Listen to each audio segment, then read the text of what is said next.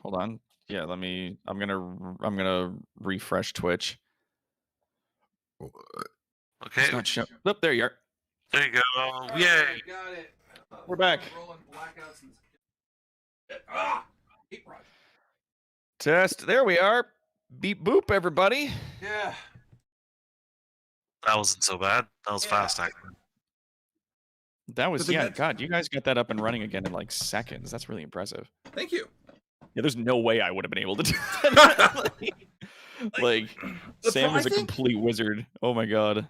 Yeah. I think I think the difference between us, sort of tonally as game masters, you are in that very much a fuck around find out place. I've come to realize something. It really has for me come down to selecting the right people for my games so that I don't get to that point anymore.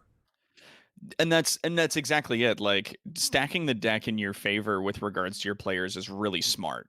If you want to run a serious game, don't find like funny shenanigan asshole people that you can, have as players. Like find people that are interested in playing a serious game with a serious narrative.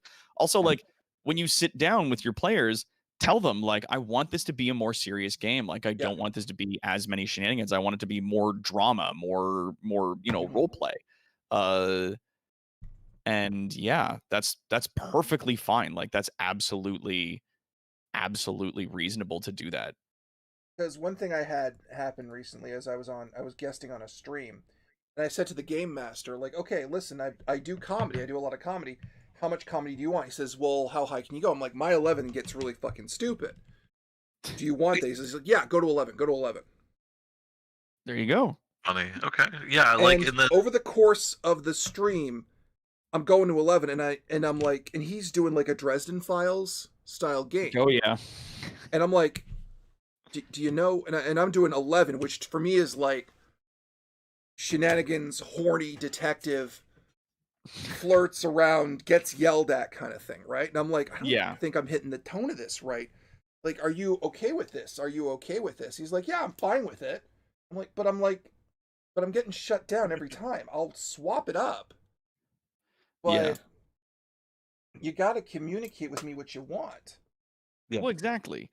I think I really picked up my narrative tone a lot from games like Divinity Original Sin 2, where sometimes you'll have characters speaking and then the narrator will pop in and like in voice describe what's happening.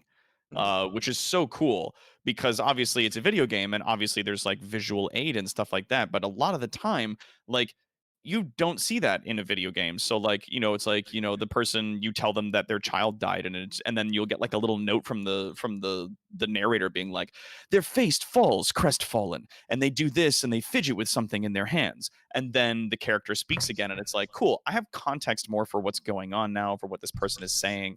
And I really liked how they did that. And also I get a lot of my fuck around and find out kind of DM style from games like that, where they're like, yeah, if you want to go on that beach and like fight those gators, you can. They will kill you. Like, like they are definitely too strong for you. Or like if you want to start fighting the guards to this like massive city, you can go for that. But like shit's gonna go sideways really fast for you if you try that. So like, reasonably be careful, like understand your level, like that meme that's like pointing at the thing on the stairs, like this is level 2, remember your level, like don't jump way the fuck out if stuff's gonna be going in that direction, right? One thing I've come to love in tabletop that a lot of my players don't realize is how much they've dictated the pace of the games I run now. Because they'll come in and they'll start hypothesizing about what's going on behind the scenes. And I'll be like, that does sound good. Wow, that's clever. Yeah. Wow. Well, actually, it's funny you say that. Shadowcrone actually mentions in the chat. It took me a long while DMing to realize that I can't plan out every single action. Nope. I still plan out, but I put in my own games that I run more ideas and possible routes that they can do. But if they go a different route, I just adapt with the direction. Like the heist thing that happened in my Dragon Age game. I had a couple ideas for it. Yeah, like as a DM, there's always going to be work you do that never gets picked up. Like the other game that I'm running, I absolutely played out like a whole arena fight thing if the people wanted to solve their court case that they were in. It was like Phoenix Wright D&D edition that they were doing. And I was like, if you guys wanted to do trial by combat and fight some of the soldiers in the kingdom to like, you know, gain favor with the king to plead your case, I planned all that out. They completely missed that. I planned out a whole bunch of combat with paladins at one point that the players just talked their way out of. Like, I even set the map, put all the characters on the map, had everyone roll initiative, and then the first player was like, yeah, I crit success on a persuasion to get them to back down. And then I was like, and I roll for the other characters. And they critically failed, and I was like, let's roll their perception to see if they see through the chaos and the fire that you're monstrous characters. Rolls another 1. And I went, you know what? They just go, okay, and then leave. I was like, sure, you know what? You talked your way out of it. Like, it's extremely high odds that you couldn't do that. But, you know, you rolled a 20 and they rolled 2 1s. So I was like, fuck it. They go, sure, whatever, and they leave.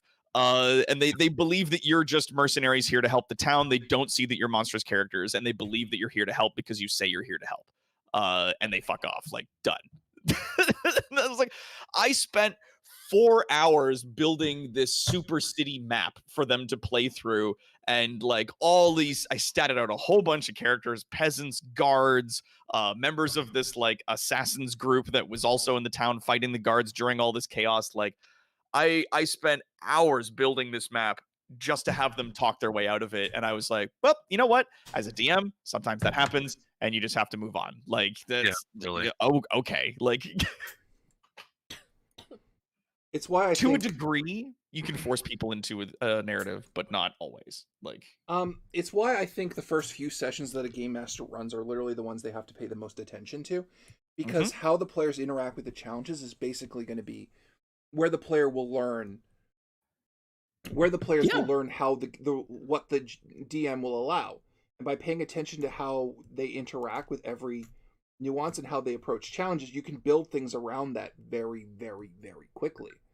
Oh, absolutely. Like, players will inadvertently tell you as the DM, like, what they want and what they're capable of, like, within the first few games. And you are 100% correct that, like, as a DM, those are the games you need to pay attention to the most. In order to make sure that all of the players that are there, like, kind of understand what they're doing. They know what's going on. They know where they're going.